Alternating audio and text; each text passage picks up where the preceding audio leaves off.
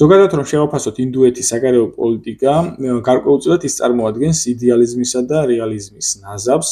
მაგალითად, ინდუეთი ემხრობა გლობალურ მშვიდობას და უარს ამბობს გეოპოლიტიკურ დაპირისპირებაში ჩართვაზე, რაც არის იდეალიზმის გამოვლინება, ხოლო აწარმოებს გეოპოლიტიკური ბალანსის პოლიტიკას,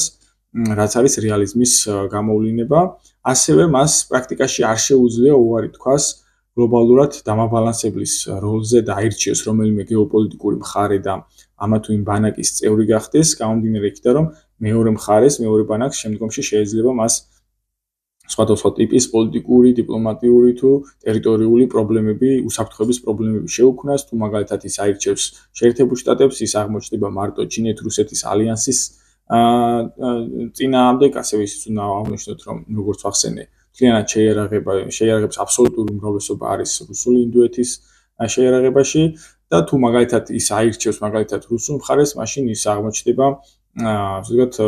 შეერთებული შტატების манипуляციების მსხვერპლი პაკისტანის მეშვეობით, მაგალითად ისლამიზმის საფრთხე ინდუეთის წინააღმდეგ გაძლიერდება. ანუ შეიძლება ვთქვათ, რომ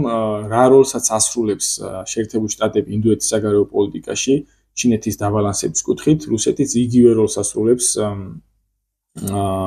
ინდუეთისთვის, რუსეთის გარკვეულწილად ჩინეთის დამაბალანსებელია